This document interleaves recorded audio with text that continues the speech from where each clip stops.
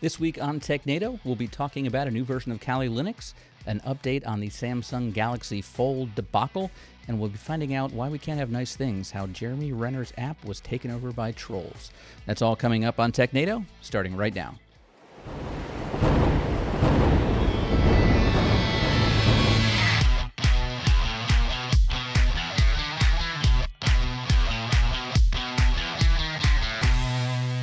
Hello and welcome to Technado. I'm your host, Peter Van Rysdam, joined, as always, by Don Pizzette. Don, how you doing? Hey, I am doing great, and welcome back after last week's strange episode where we had no studios. Yeah, there was a hurricane. I was out of town, or I was at home. I had my LASIK surgery.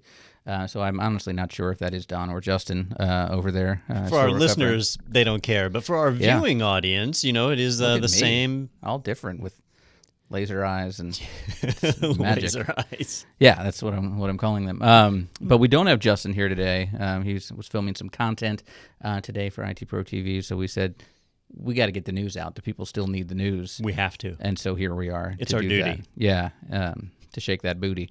And so next week, then we'll come back with some interviews and fun stuff there. But today we do want to catch you up in the news because a lot has happened in this last week. So let's get right to it. Our first article today comes from ZDNet. NPM Bans Terminal Ads. JavaScript community's negative reaction to recent experiment kills potential avenue for funding open source projects. I love when people get so angry that their free things have ads on them. Yeah, it's kind of impressive. And this was interesting for me because I didn't even know this was happening. That NPM, if you're not familiar with it, that's the package manager that most people use with Node.js, the popular development environment. It's actually not so much a development environment as an execution environment, but either way, Node.js lets people create web apps really fast and roll them out and do magical Web 3.0 kind of stuff.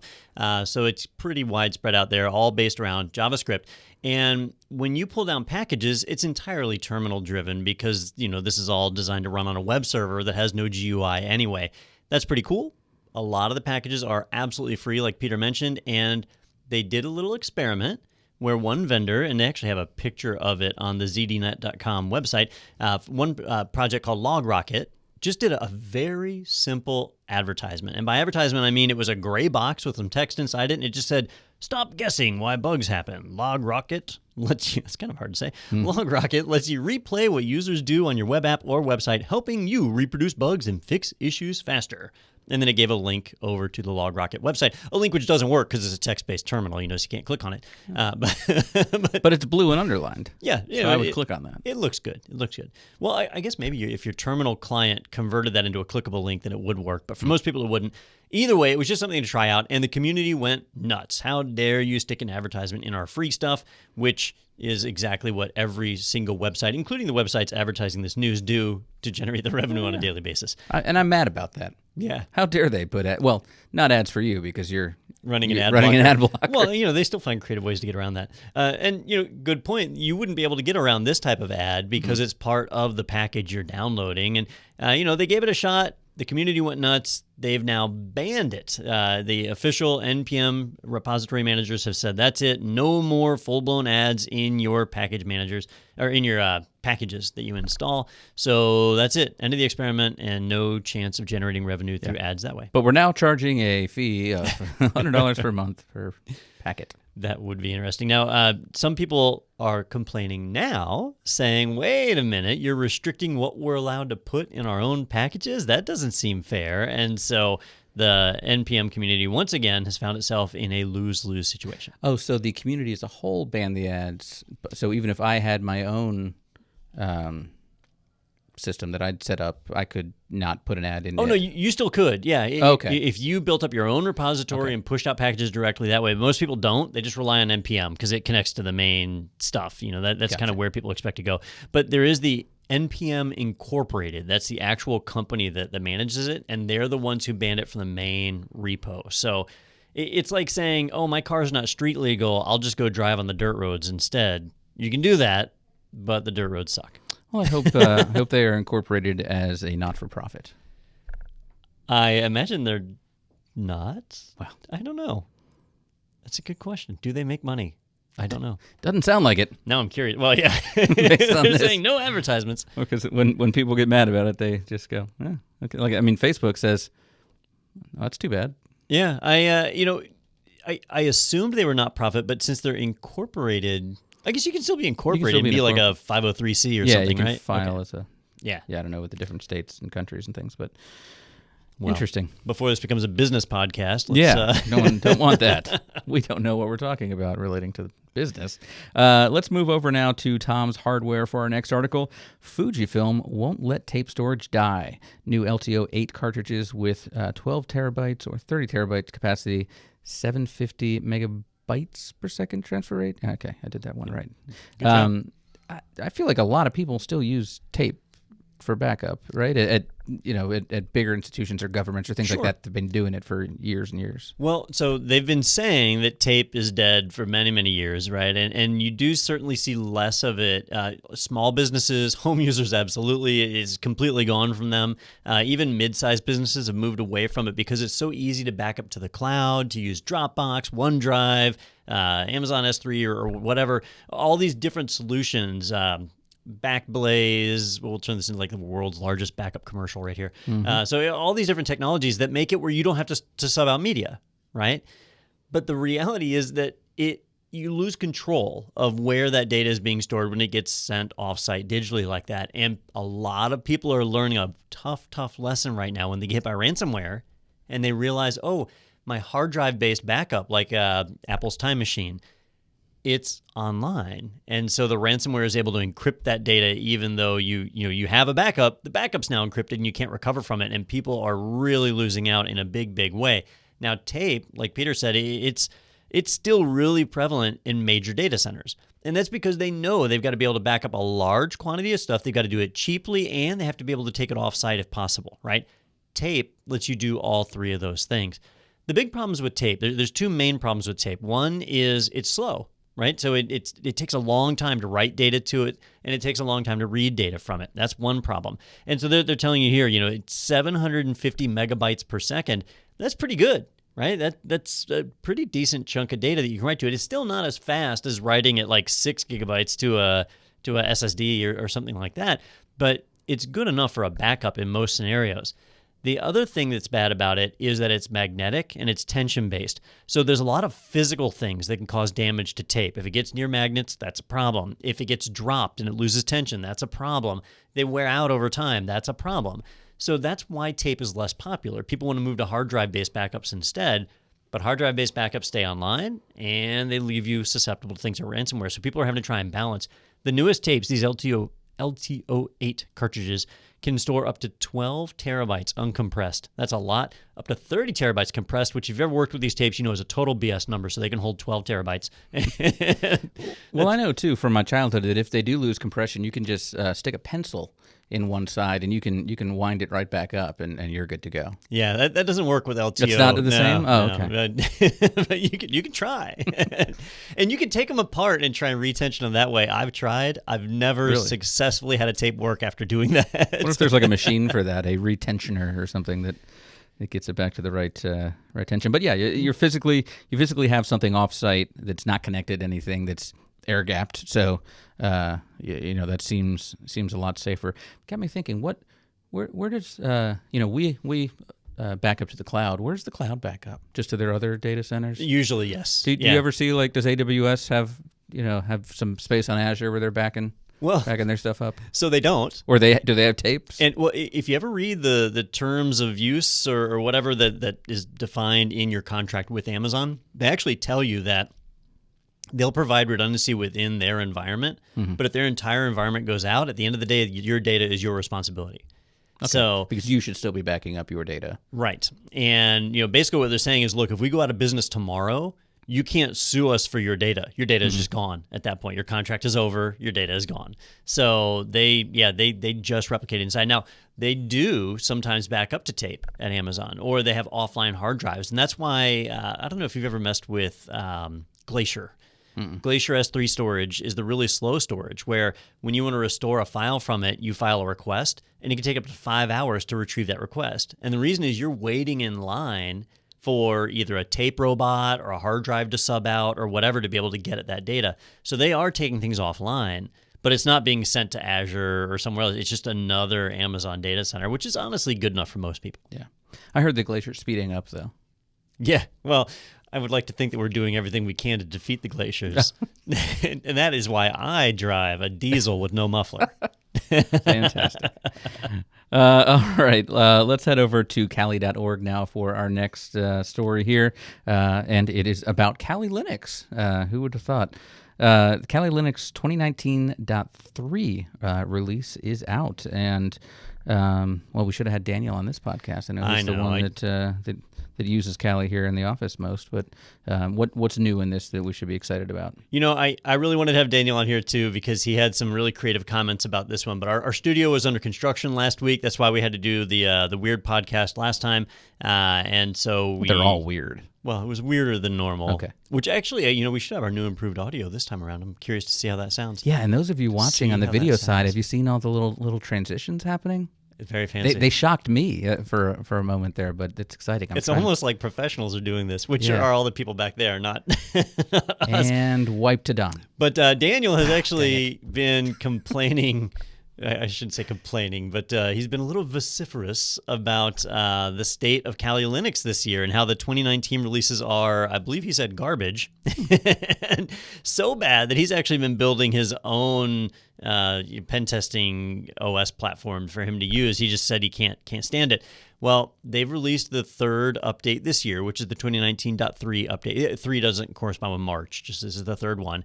And if you look at the features inside of it, there's not a whole heck of a lot in there. They moved some of their platform as far as updates and so on over to Cloudflare, so they're starting to integrate with that a little bit. They have also introduced a few other updates and packages. So Metasploit has seen an update, and these are all things that you could have updated on your own, but are now part of that base OS, which is kind of nice. The big thing is, let me find it here on the page, is that they've introduced there's the new boot logo, which if you care about boot logos, but that they introduced an LXD container. There it is. So the official Kali Linux LXD container image. So if you are an LXD user, so the Linux containers, I think it actually stands for the Linux domain, Linux something, anyhow.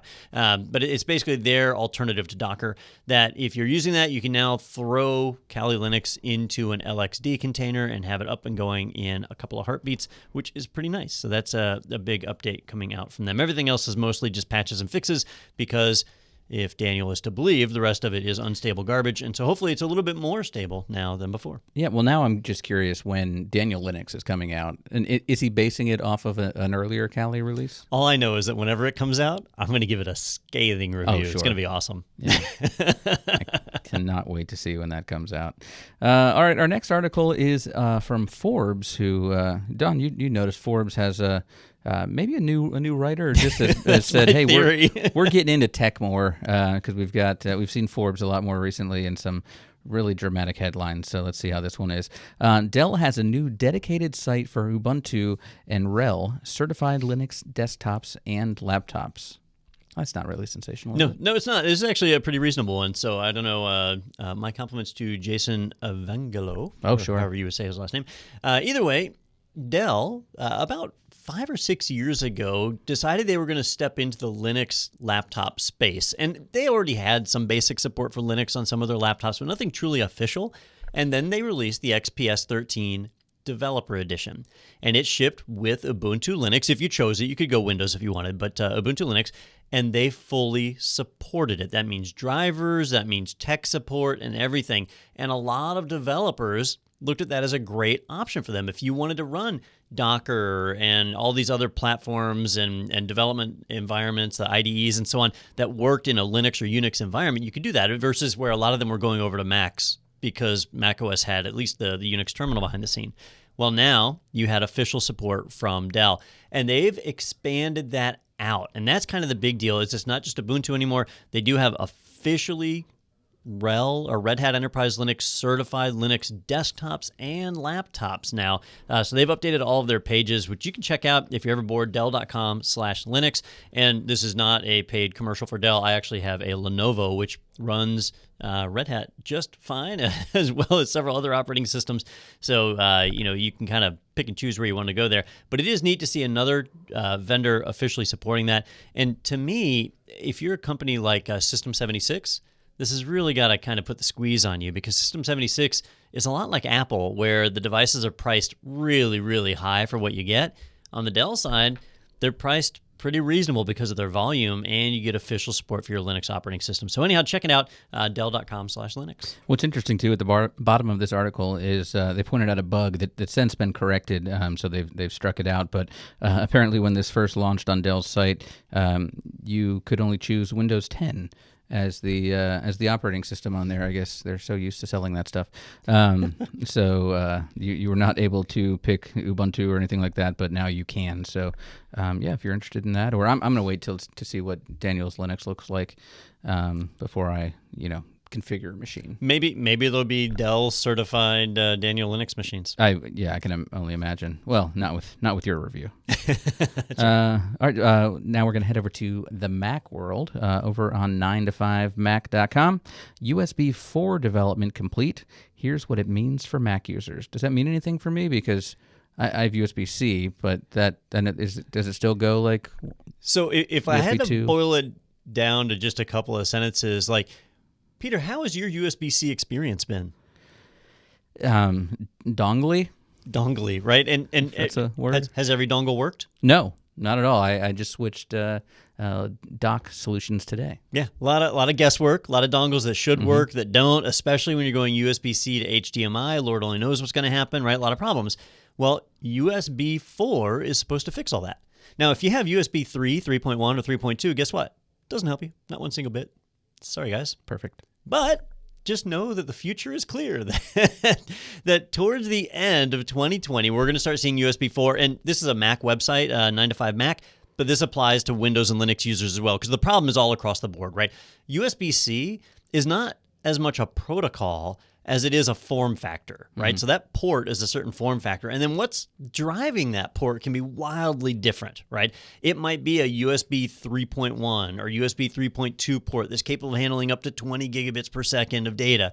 It might have alternate mode to be able to support HDMI out. It might be able to support 2 video channels at 4K each, right? It might, or it might not. You just don't know. When you look at a USB-C port, it could just be power, and that's it. It could do nothing else. There's plenty of laptops that are out there that have that, which is super annoying. You just don't know. USB-C creates this huge area of mystery. So in USB 4, they're looking to fix that. They're trying to unify everything so that when you see a USB 4 port, that it will support all of those various things. Now, let me tell you where this goes wrong, because there's always something that goes wrong here. A USB 4 port is going to look just like a USB-C port. Right, USB-C is that form factor, and so it'll look the same. Now you'll have to figure out, is it a USB 4 port or not? But the feature that I'm most looking forward to is it'll actually have support for splitters, right?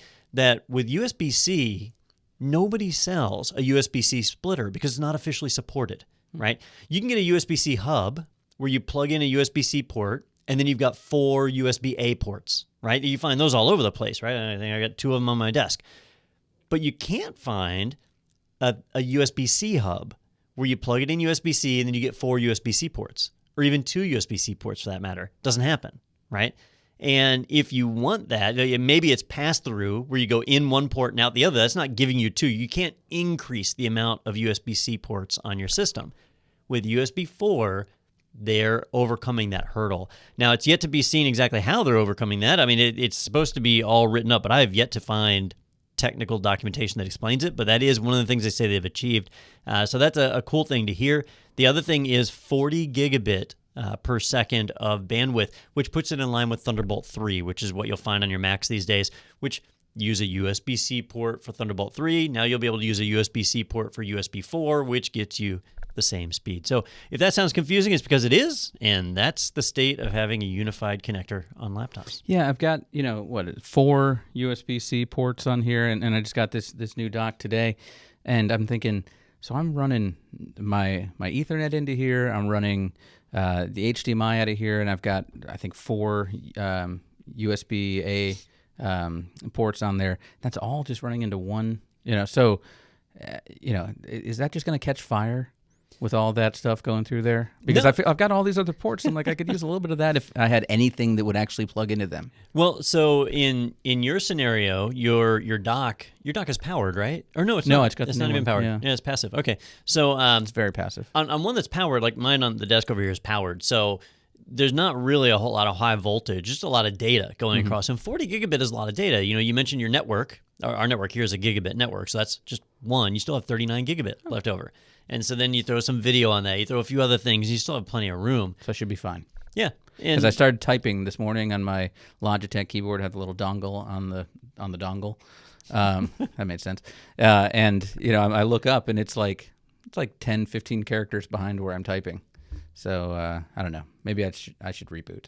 I'm gonna do that. That should fix everything. Well, you can bump into various things, various problems when you have a number of different things running on the same bus. But keyboards are pretty low weight, so you wouldn't think it would happen there. And apparently pretty low priority.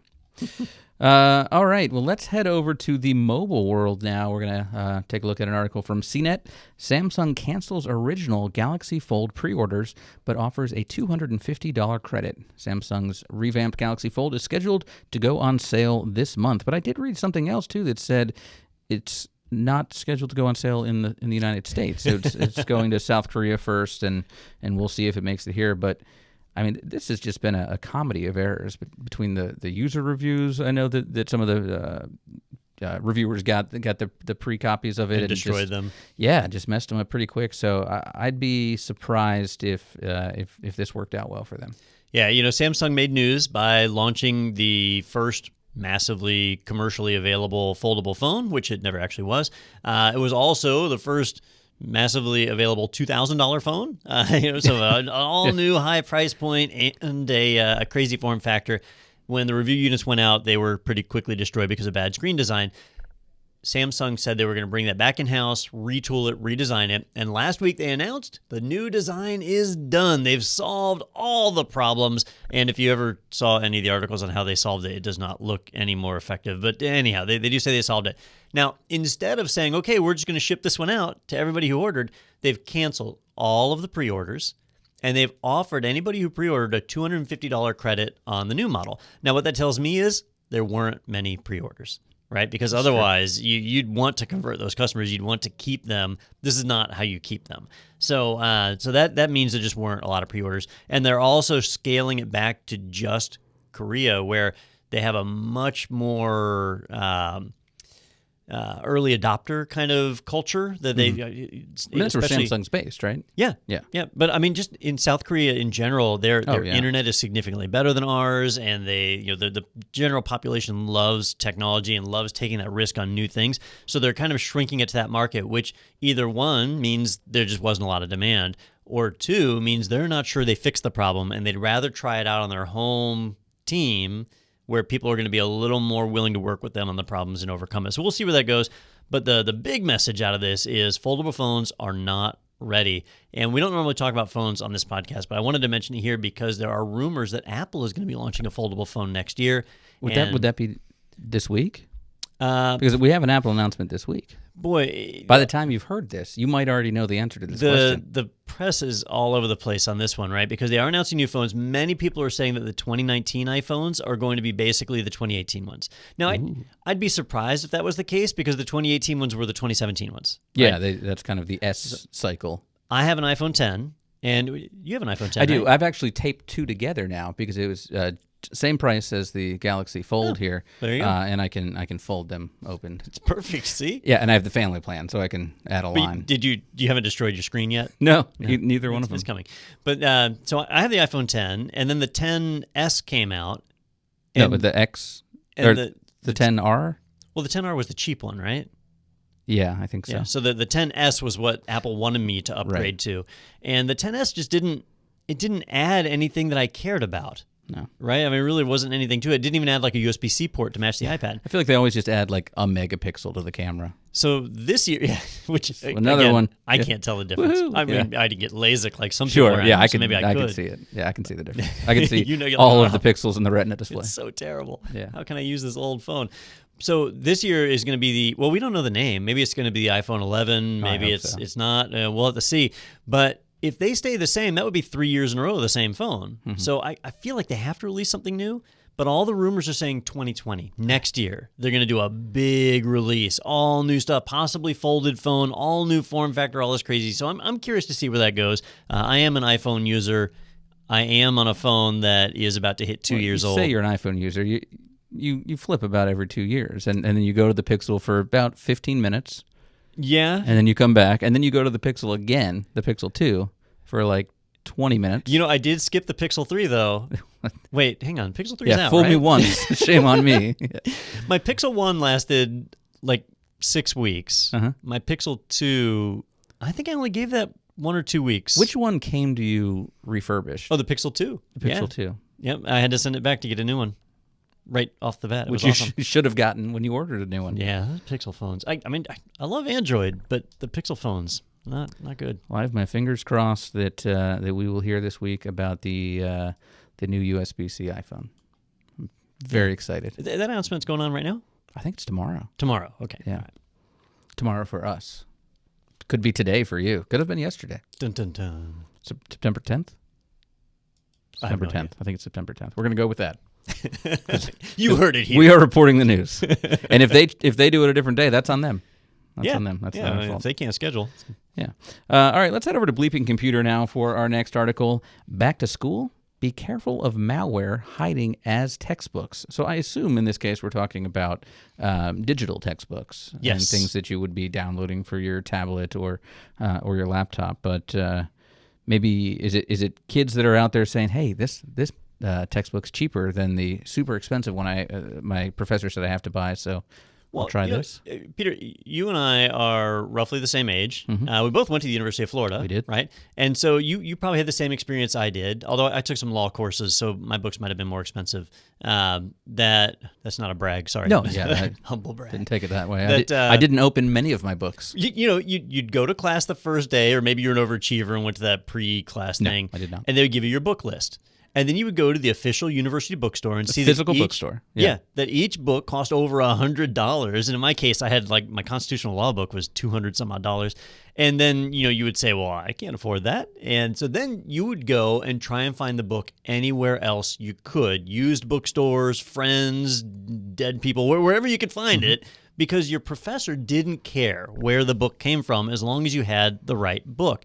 Well, we've seen this drive to digital books, and a lot of people have complained because the other thing was at the end of the semester, you would then immediately take those books and sell them for whatever you could get out of them. Pennies. Right? And pennies on the dollar. Yeah, maybe you get a six-pack of beer, but it's a six-pack you didn't have yesterday. That's true. Well, with digital books, one, they were supposed to become cheaper. They didn't. They stayed the same price as the paper books. And two, you couldn't sell them back at the end of the semester. They were just gone, and that was that. And three, you couldn't buy them used. Right. Yeah. You can't buy a used used market.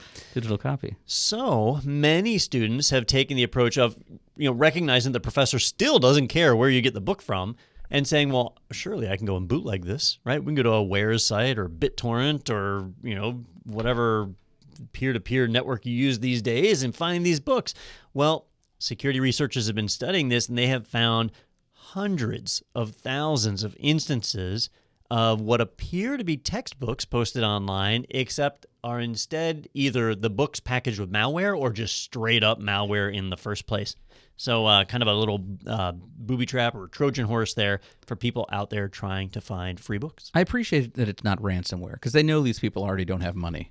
They're Well, trying to bootleg true. their textbooks. Like, what are you going to get from these kids for a ransom? But you mentioned several times the professor doesn't care where I got my book. Well, in my case, I remember one particular class that really irritated me, and unsurprisingly, it was the economics professor at UF, and he wrote the book. Ooh. And each semester, you had edition 4, edition 5, edition 6, and so I'm guessing he had a deal with the local bookstores, because the physical stores at the time, that they wouldn't buy back his books because they say, oh, well, it's going to be edition 6 next year, so we have no use for edition 5. So every year, brand new book, and you barely crack the spine on it half the time, and you're paying him. He's getting royalties for all those books. I had one professor that did that, and I can't remember what the class was. It was like it might have been comparative politics or something. Anyhow, this one professor. And he wrote the book, and so what he did is he photocopied the pages he wanted us to read, and he gave us the photocopies. He said he didn't want us to buy his book because he was worried about a conflict of interest. Well, why'd you write a book then? That seems like a lot of time. Other schools could use the book, but for us, he didn't want us to buy it. So it's kind of the opposite of what your professor did. Yeah, that was not economics. That was an ethics class that you took compared to my supply and demand professor. I did take an ethics course, no book, which I thought was odd, but I guess in ethics, you don't want to put things down on paper. I like this. Yeah. That's funny. So, yeah, the moral of the story is, kids, be careful when you're downloading that. Use the same amount of caution you use when you download the latest Game of Thrones episode. Only download stolen software from people you trust. Sure. I mean, could you just have I think kids would just sell each other their tablet from last semester that's got the books already on there. It's probably cheaper. Well, you'd have to find someone with the same schedule. So a lot of people have figured this out the right way, and a great example was there was a company here in town. I've already forgotten their name. Shoot, but they released like study guides and stuff to help people with their courses.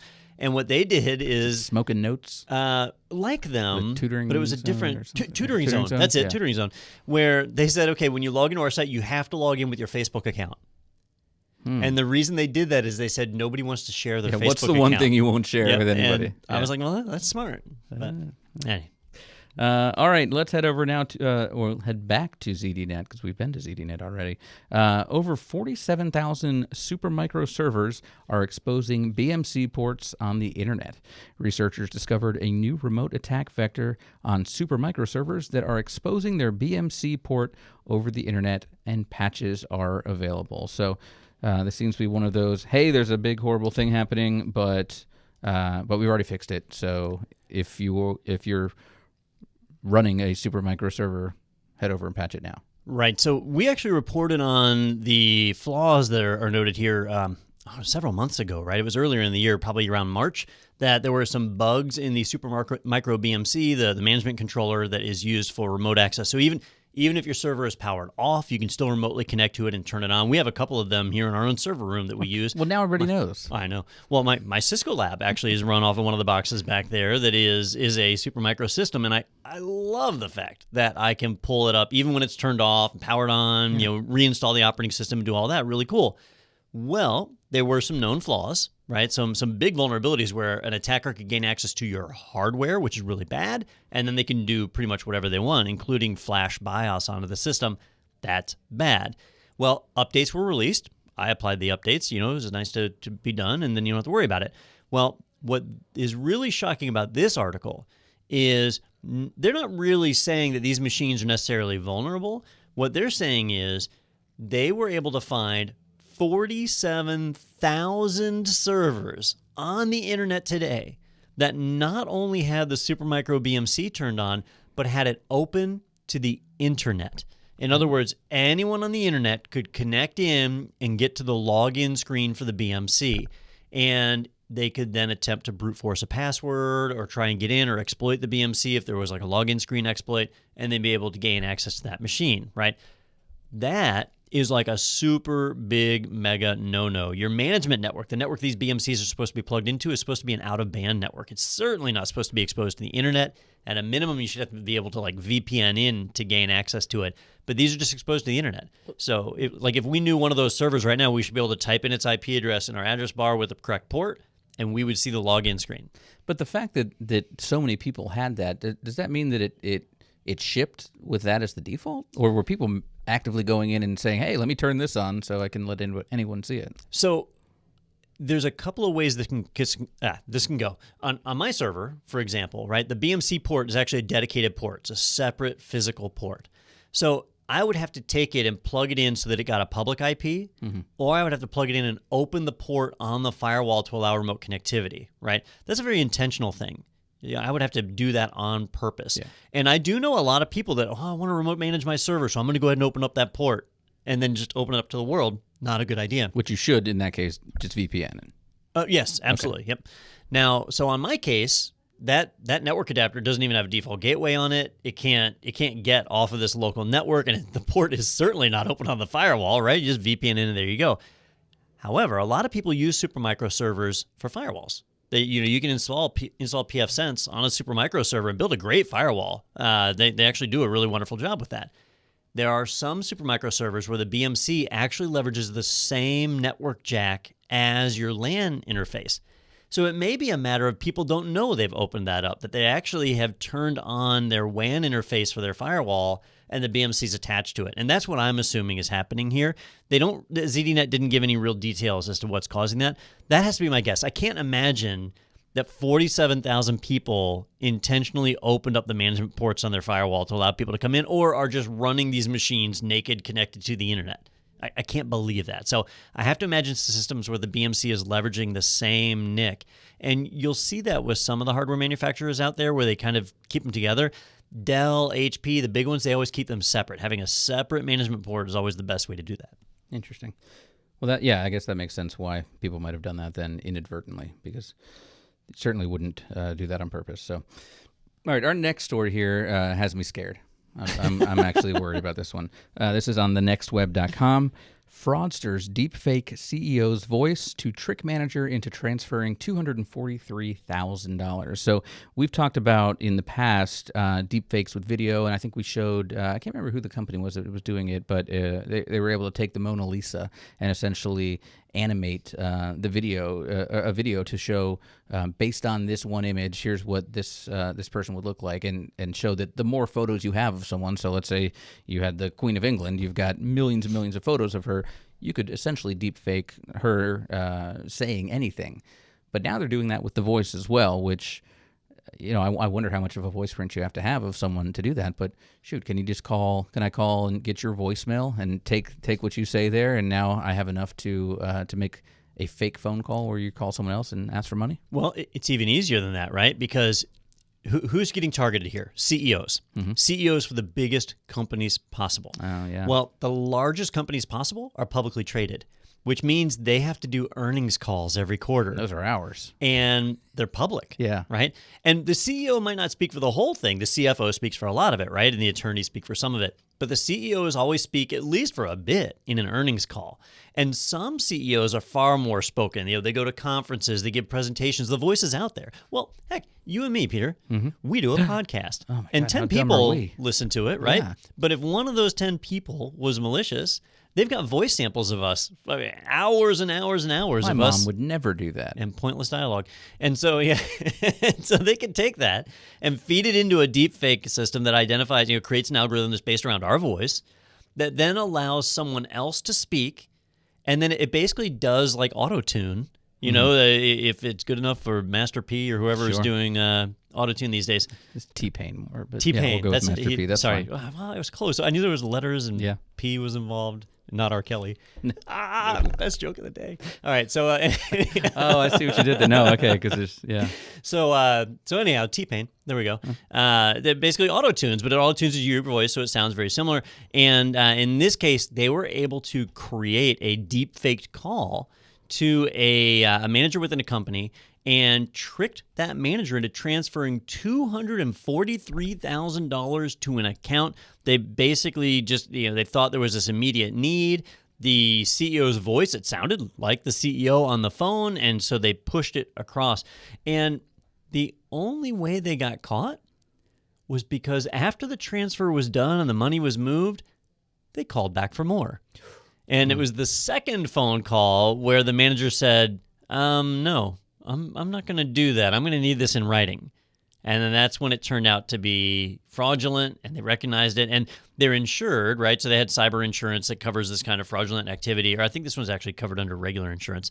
And at this point, they're not out anything. But it shows an all-new attack vector that if somebody calls you on the phone and talks, you can't just trust the sound of their voice anymore. All right, a couple questions here. Well, first of all, something that I noticed in the article, this already has a name. This is called vishing. short for voice phishing. So that's exciting. We can start hearing about phishing attacks all the time.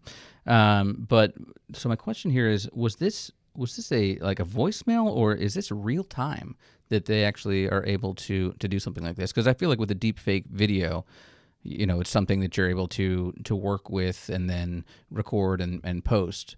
With this, to be able to answer questions and kind of go on the fly with a phone call, are they doing this kind of thing real time? I mean, I guess that technology probably exists at this point. I assumed it was a voicemail, but now that you've said it, I don't see any reason why they couldn't have done it in real time. Like once they've got that voice print done, I mean, they sell the cheap little voice changers at the gas station that effectively do this kind of thing. So. Sure.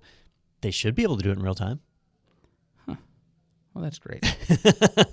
So I'm excited about this. Well, and now we know why, where there's all these crazy requirements now, like why you should have a 2-key policy where in order to do a money transfer, you actually have to have 2-key personnel sign off on that and so on. You got to have standards, practices, procedures. In this case, the guy transferred $243,000 without anything in writing. And that's a big problem right there. It's probably a company where that's small potatoes too, and that's who you'd go after is someone that's not a big transaction for them. But I don't know. I'd like to think that $243,000 would be a lot of money to me, no matter what point I was at. I think so, but I think the takeaway here is talk with your CEO and establish a safe word. Yes, and have that. You gotta have a Did you say word. Palomino? I didn't hear you say. And could you please keep talking for about 15 more minutes, please? Yeah. Well, I walk over to your office and see if you're on the phone. Well, that's fun. So look forward to this next election season now, where the robocalls will be deepfakes, and we'll have video clips of all the politicians saying whatever we want them to say. It's going to be great. It's going to be the best election exciting. Ever. Thank you, Russia. All right. We're going back to ZDNet one last time. Go back to the well. It hasn't let us down yet. So our last article from ZDNet: Twitter disables SMS to tweet feature after its CEO got hacked last week. Wah, wah. Twitter disables one of the site's earliest features in response to the CEO hack last week, which is the same thing the main headline said, but the sub-headline said it in a different way. Yeah, so I picked this one up off of a couple of different news services, but I went with the ZDNet one because they combined the two articles. So I don't know, it was last year that Jack Dempsey of Twitter got hacked, and Dorsey. Dorsey? Not That's Dempsey. What this article says. I'm saying Dempsey. All right, wrong one. Dorsey. Either way, guy got hacked. Who was Biz Stone? I remember Biz Stone. He was an early Twitter guy. I don't know. It's just such a cool name. It is. I'm sorry, go on. It's no like Max Stryker. Ooh. Wasn't that the Marine or whatever that is his real name? Probably. Anyhow, all right. So anyhow, the CEO got hacked, and that was a big black eye. It was very embarrassing for them that it happened, and that's when they started rolling out things like two-factor authentication, and their tech support was doing a lot better job validating people before resetting passwords and so on. So to have the CEO's account get hacked again is another big embarrassment to them. This time it was done through the SMS to tweet feature, which if you're not familiar with, it allowed you to send a text message to Twitter and it would tweet out the contents for you. So if you didn't have the Twitter app on your phone, not a big deal. You could just type up a message, send it to the number, and all of a sudden it would appear in your Twitter feed. Very, very exciting. Well, there was a flaw in the SMS to Twitter process, and attackers figured out a way to exploit that to gain control of an account, and they used that to gain control of the CEO's account. Once they had that, they then proceeded to embarrass Twitter. Twitter's immediate response was to simply disable that service. So if you weren't familiar with it, don't get familiar with it because it no longer works. And there's no word as of yet, or at least as of me reading this article, that they're going to be reinstating it. So they might try and fix it. I can't imagine a lot of people actually use this because there's Twitter apps for everything these days. Yeah, if they do, I'm going to start a business where you can just text me, and then I'll tweet it for you. Yeah. I'll be like, Don said, it'll all come from my account. But now, you could make it where you could post under their account, and then it would seem like it was coming from them. Are you doing a segue to our next article?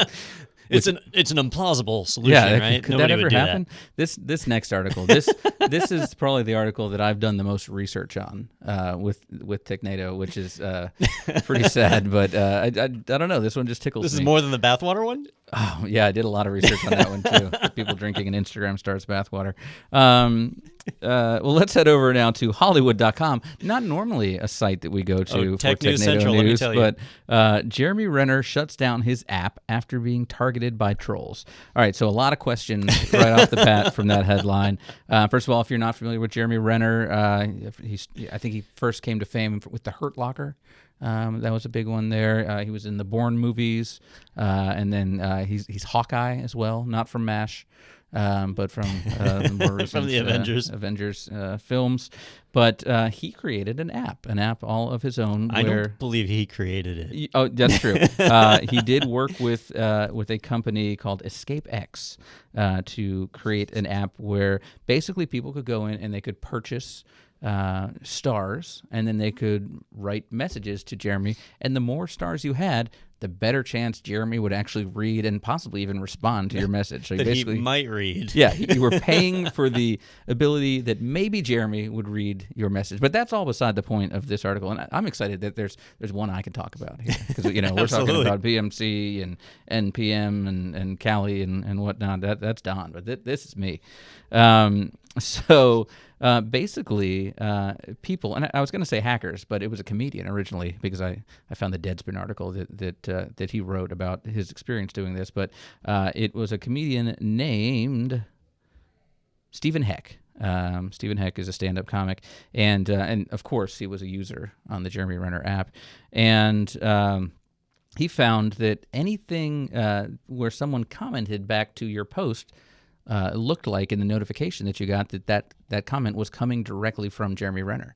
So, because he posted something saying he was going to watch pornographic movies this weekend, and had someone respond, yuck, and it looked on his phone like, wait, Jeremy Renner just replied to my post? That's fantastic. But it wasn't Jeremy, so he found out that you could do that, and he posted about that, and then by the end of that weekend, which was last weekend, everybody was posting then as Jeremy Renner, and people couldn't tell who was real and who was fake, just like the Twitter situation we're talking about there. So all kinds of great messages were coming up, and people who had bought all these, what do they call them? Bought stars, I think. Yeah, people who had bought the stars on this app, weren't sure if that's Jeremy replying with, probably racist tirades, or if that's another user. So I have been Googling feverishly here in the background, trying to find at least one tweet that was suitable to mention on air, and I could not find one. Which is why they have shut down the Jeremy Renner app. And they've refunded anyone who bought a star in the last 90 days. Just in the last 90 days. Yeah. Now, because Jeremy could have already replied to you. A powerhouse like Jeremy Renner has probably been running this app for years, right? I mean, he's just been dominating the Hollywood scene. Now, let me tell you my thought process, because you sent this article over to me, and so I started reading it. My first thought was, who's Jeremy Renner? So I had to look that up. And I'm like, okay, Hawkeye, like the lamest Avenger, the Avenger with no special powers, the Avenger that gets beat up and mind-controlled. That's Jeremy Renner. So there we go. And then shuts down his app. He has an app? Why does Jeremy Renner have an app? And then after being targeted by trolls, now that was the part that made the most sense. Like, all right, an actor in Hollywood gets targeted by trolls. That's what they get paid for, right? Yeah, that's every day, right? So yeah, just allowing somebody to effectively tweet on your behalf is an absolute disaster, unless it's somebody you trust, like Peter, who will gladly do it for you if you just text your tweet to him. Yeah, he will text post on your behalf. I'm not going to give you my number, though. I got to figure out. I got to do like a Google Voice. Yeah, Google Voice. Yep. Something If like people, that. they need to tweet you, and it's got to be 3 tweets, right? First tweet is your username. Second tweet's your password. Third tweet is what you want the tweet to be. Itself. Yeah. And any photos or anything associated with it. Just to let you know, sorry to burst your bubble there, but Jeremy Renner's app only launched in July of 2019. Oh, so I mean, I'm sure the first couple months were just building up that powerhouse base of fans and users. Wait, so July, August, September, days, right? I mean, that's it. He refunded all the days. Everything. All the days have been refunded. Well, all right. Let's be realistic here. Have you ever heard anybody say, "Man, that Jeremy Renner is amazing. What a phenomenal actor." Probably Jeremy Renner. So how many people were buying stars? How many stars could he realistically sold to give people the chance that he might read them and possibly respond? Yeah, I'm not. I don't think that many, but I bet he refunded $8. I mean, in this screenshot here, in this screenshot of an actual Jeremy Renner post, you've got 407 stars next to that person's name. Oh, all right. 365 next to fan number 2. Okay. I mean, these are probably accounts he set up. But Jeremy Renner's also in a band. He's got a band. He's doing the Bruce Willis thing and capitalizing on his fame with bad rock and roll music. There's a lot of actors in bands, right? Isn't it like Keanu Reeves is in one? And the only one I feel like has made it is Steve Martin. Steve Martin's in a band? Yeah, he's a bluegrass, he's a banjo wizard. Well, I know he plays banjo, but is he in a band? He's in a band, yeah. The Steep Canyon Raiders. Pretend like you don't know. He's got the whole collection. Steve Martin band name. This is what all of this technology comes together to help us figure out what Steep Canyon Martin. Rangers. I was close. That's what I say. Raiders. Yeah. Good times. But he's won some Grammys with that, I believe. Good for him. When he gets the EGOT, then we'll talk. He's got to be close. After Three Amigos had to get the Oscar. True. He's got to be close. I don't think it's that close. So anyway, if you had the Jeremy Renner app, now's the time to go ahead and remove that because unfortunately it will not be updated. And I don't care how many stars you have, Jeremy's not going to reply anymore because he is not on it. So hopefully they can figure this out and they can get this relaunched so we can have more comedy gold from Jeremy and his fan base. But yeah, really sad to see. All right, well, that's all the news we got for today, and we want to wrap things up. But let's take a quick break. We will be back in just a moment to put a bow on this one. So we'll see you back here right after this on Technado. Are you a career changer or a budding tech pro who's looking to start their career in IT? I'm Wes Bryan, and along with my fellow IT Pro TV edutainer Cherokee Boos, we've just shot a new show just for you. Each week, we'll dive into topics to help you launch your career in tech.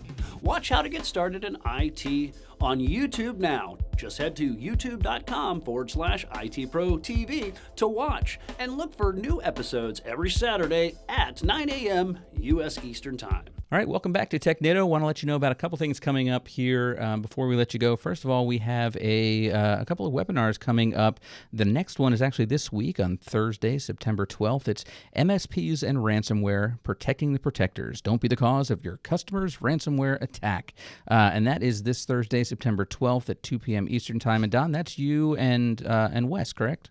Well, actually, we're doing a bit of a last-minute change because we got a special guest to jump in with us, and we have somebody who's actually a representative, or actually owns an MSP, who's going to jump in and talk about how ransomware has affected some of their clients and some of the things they're having to do to actually make sure they stay protected. So it'd be really cool to get some different insight on that. Nice. And the scary thing is, I know we've had a couple articles recently where we talked about MSPs themselves getting attacked and those attacks actually coming down to their customers as well. And that's not a good look if you're trying to win business. Yep, unless you're just trying to test your insurance policy. Oh, yeah, fair enough. All right, well, that one's, like I said, coming up on Thursday, September 12th. You can head over to itpro.tv/webinars to sign up for that. Also have a full list of all of our past webinars there, so you can check those out and actually see the recordings of them as well. Also, we have an offer from IT Pro TV, so if you're not familiar and you want to check it out, head over to go.itpro.tv/Technado. There you can find a coupon code for 30% off of your membership, and that's for the lifetime of your membership, as long as you keep it going. We also have a form there where you can request a demo of our Teams features. So if you have a team, you can find out some of the cool functionality that's available to you. That's at go.itpro.tv/Technado. All right, well, I think we're going to be kind of getting back to normal now. As you can see, we've got the new studio stuff all working here. We're back to the regular cameras, not just your webcam. We're going to get Justin in here next week. I think we have a guest. So it's an exciting time to be a Technado fan. Yeah, and if you're one of our viewers, then you probably notice that things look the same. And as far as everything in front of the camera, it is all the same. Except for those wipes. But the wipes are cool. On the back end, though, it is an entirely new equipment, which is pretty impressive, and that means we got a lot of room to make mistakes. So bear with us as we get it cleaned up. But the production team that's behind the scenes has done such an amazing job that I'm really impressed with how things have gone. Yeah, me too. It's all coming together. All right, well, thank you so much, and we will see you guys next week right here on Technado.